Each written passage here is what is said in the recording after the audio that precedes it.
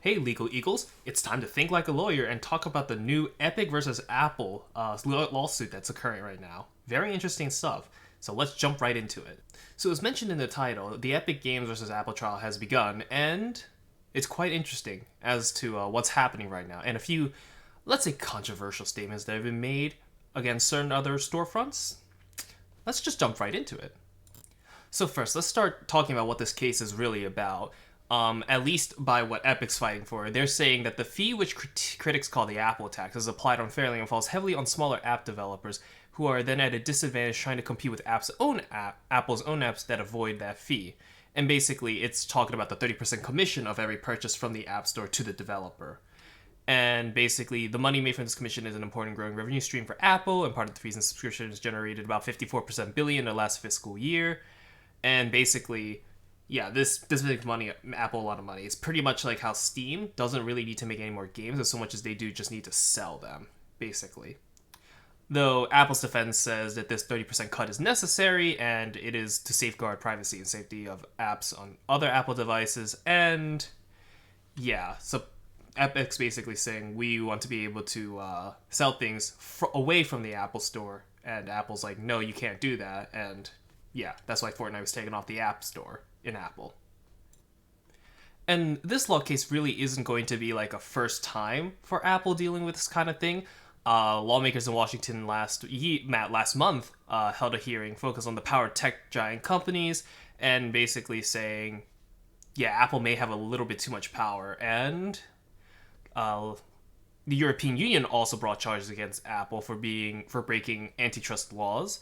And yeah, basically, Apple's been a little bit under fire, at least from multiple places, with how much power that they have over either their App Store or their Apple Music and like monopolization and whatnot. So yeah, it's pretty interesting to see. So basically, what's happening in this court case? Well, basically, Epic's saying that 30% tax is too much, and also not allowing developers to be able to take direct transactions or have third-party app stores within a phone ecosystem is also very hurtful. And Apple's saying we need that 30% fee to pay for security and make sure iOS stays, quality wise very good. And yeah, that's basically the premise of this whole court case. And I think it's kind of interesting, though. What I find much more interesting was basically that Epic allowed itch.io, another storefront for indie developers, to be put on the Epic Game Store, so you can go through Epic to itch.io and be able to get games from itch. And let's just say Apple had, how would you call it, a very controversial take on this. So on the fifth day of court, however, Apple tried to turn itch.io into a liability by telling Epic Game Store general manager Stephen Allison about so-called adult games that were so offensive that we cannot speak about them here. And so, obviously, Epic did this just to, cover their ass and saying, oh yeah, Apple should be doing this, but then not doing it, that looks bad. So obviously we know why they're doing it with itch.io, but I will say, at least as far as track record speaks, Epic has been good at least supporting indie developers. Now, of course, it might be through little dubious ways by forcing exclusivity on a platform for at least a certain time, but obviously, as if you're going to make money moves like that, it's good for Epic. Of course, though, it being a time exclusive, the games that they pay for, it doesn't turn out to be that effective all so much. But anyway, that's a whole different topic. But basically, Apple had a very controversial take on itch, and so obviously people didn't take too well to that. And itch.io said, they said we need to turn off all games. Games are now illegal. So yeah, itch basically kind of fought back against that notion. And so I know itch as an indie game storefront essentially has had some controversy with some of its content. That's almost just generally because it allows more freedom of expression, as far as I'm aware. And so basically what Apple is saying is that they need to conform to society's general rules and standards and basically just, follow what Apple does. And I don't think that's great. I like itch.io as a concept, and there are some things that I have grabbed off of the storefront, and I think, generally speaking, their stuff's good. And all those adult games are really not that scary. It's more about self-expression, and I think Apple's kind of stupid for saying this, but obviously, they're trying to paint Epic in a bad picture, in a bad light, to further their proof that we need a 30% tax to pay for quality checks and security, and also we shouldn't allow third-party app storefronts to be on Apple because that can lead to things like itch.io's general policies about more adult-themed games and topics like that. So yeah, for now, nothing very, very interesting has really come out of this yet. Oh, actually, wait a minute. Oh, no, not that. Well, what was I remembering? Okay, yeah. So, in the Epic versus Apple lawsuit, another thing that was revealed: $9.1 billion of revenue came from 2018 and 2019 through Fortnite, and it's broken down to $5.4 billion in 2018 and $3.7 billion in 2019. That's a lot of money. That's a lot of money.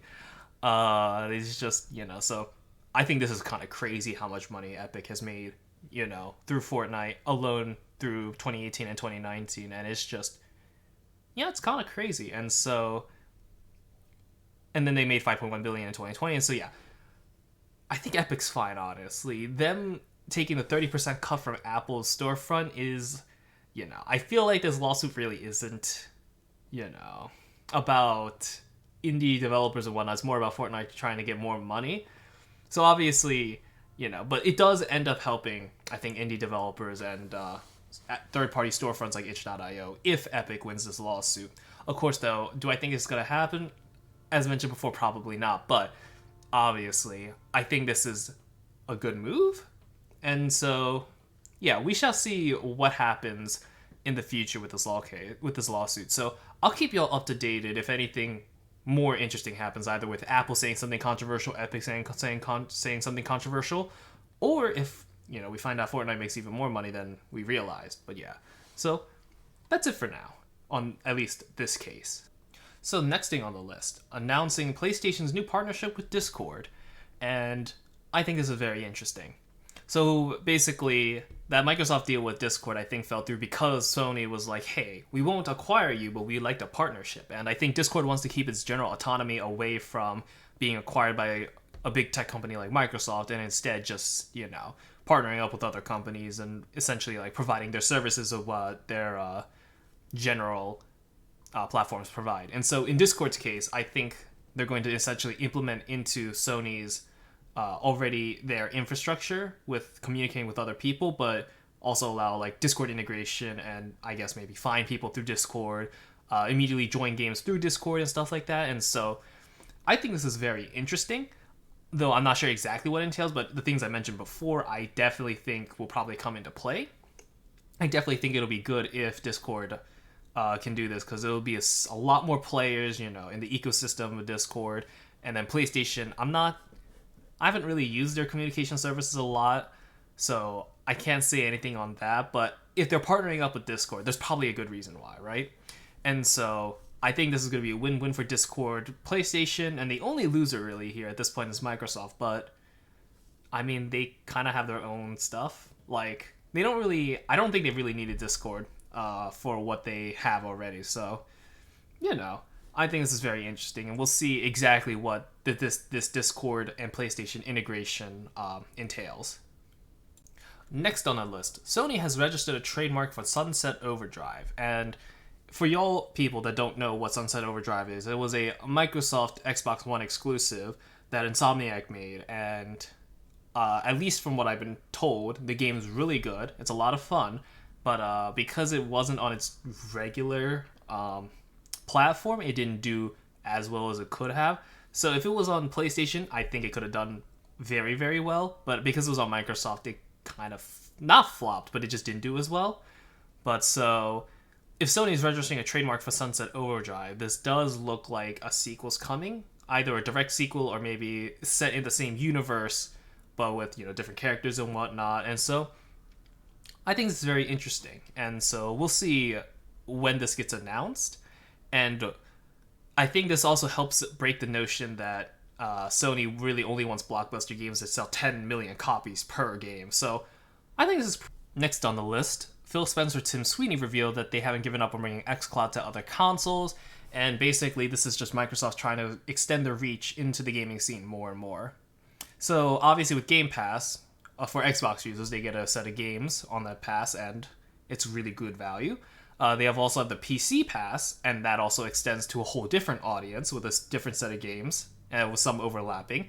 And now with xCloud, their streaming service, this just only provides like more reach of Microsoft and allows them to either get different revenue from different revenue streams, or it could allow them to get a foothold in other consoles. So like PlayStation people might be like, hey, I really like these Microsoft things, but I don't really want to play for like xCloud, for example, right?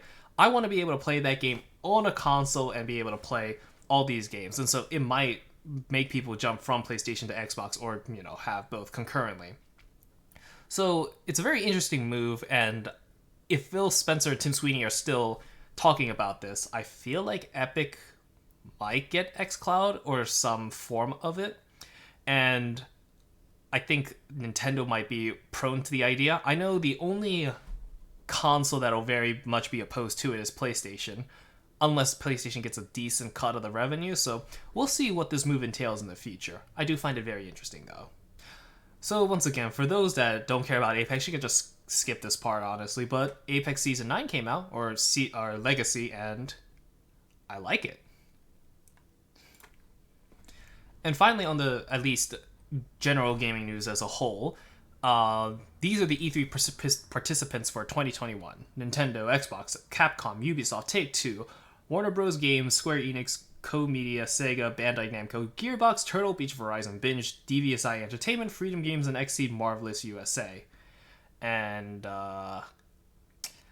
there's some really big names here, obviously, like Nintendo, Xbox, Capcom, Ubisoft, Square Enix, Sega, so on and so forth. And then there's a few others that I'm aware of existing, but not entirely sure. So Freedom Games, XSEED, DVSI Entertainment, Binge, Verizon, Turtle Beach. I didn't even know Verizon was even going to go to E3, or they ever have gone to E3. And Turtle Beach is more of a product producer for gamers, so a little interesting. But this is a pretty beefy lineup, and I think the only company that's definitely not going to go to E3 is Sony, because they're going to probably have like state of plays or their own set of announcements that's trickled out, such as like when they did the Rift Apart announcement. So we'll see how many more people either join E3 or leave E3 for various reasons. And once E3 does come around, I think it's going to be like June 11th when they're going to start live streaming all this stuff.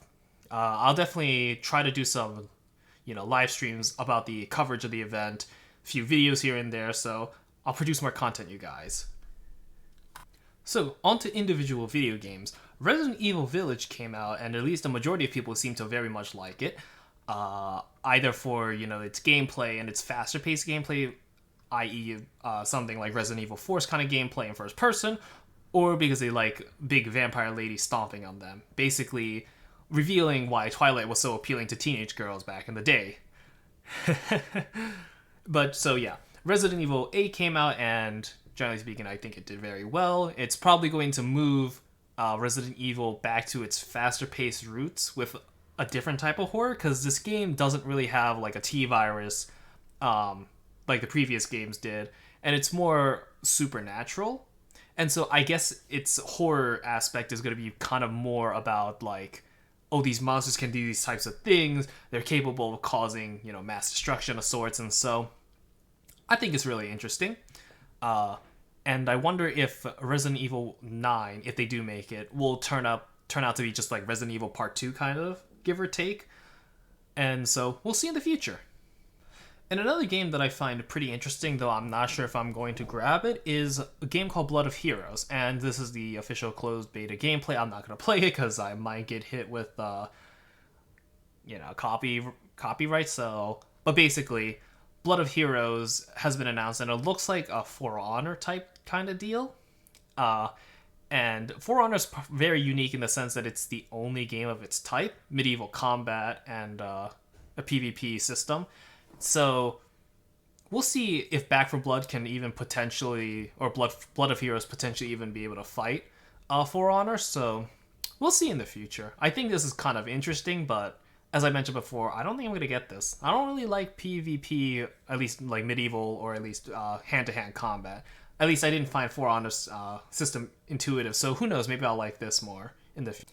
And so finally, a game that hasn't quite been released but I am pretty hyped for, Mass Effect Legendary Edition.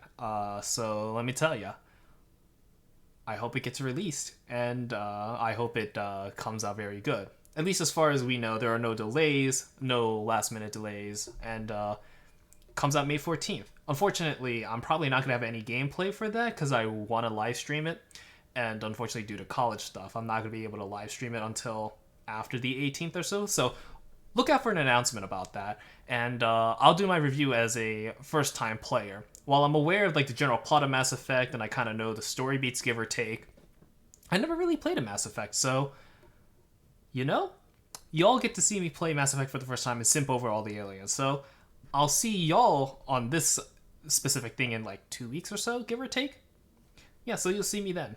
And so that concludes today's stories, and I think it's really interesting, the whole Epic Games versus Apple thing. Though I'm not sure how it's going to go exactly. As mentioned before, Epic Games is probably not going to be able to win this because antitrust laws require, at least in the US, to be proven that not only does a company have a monopoly, but to also then use that monopoly to further their product. So in the case of like Comcast, for example, they have a monopoly on certain areas in terms of ISPs. And if they were to further use their power as a monopoly, such as like decreasing rates for the same price over a period of time, there could be an antitrust law filed against them. And so, honestly, more competition is good. I hope Epic wins this, but again, I don't think they will. But so, yeah, I think that's the end of this video. So like, comment, favorite, subscribe. Elden Ring may finally get some news in the future, but ever since that reveal or that leak, there's just no more Elden Ring news. So I wouldn't be so hopeful about it. And yeah, so that's the end of the video. Also follow my Twitter, because once I do that live stream of my playthrough of Mass Effect Legendary Edition, I will let y'all know through that. I'll probably also upload a quick video to say, hey, I'm live streaming at this place, so yeah, come on by in the future. And next week we'll probably get a video too. I don't know how long it's going to be, depending on the content and if I have time. So I'll see y'all next week.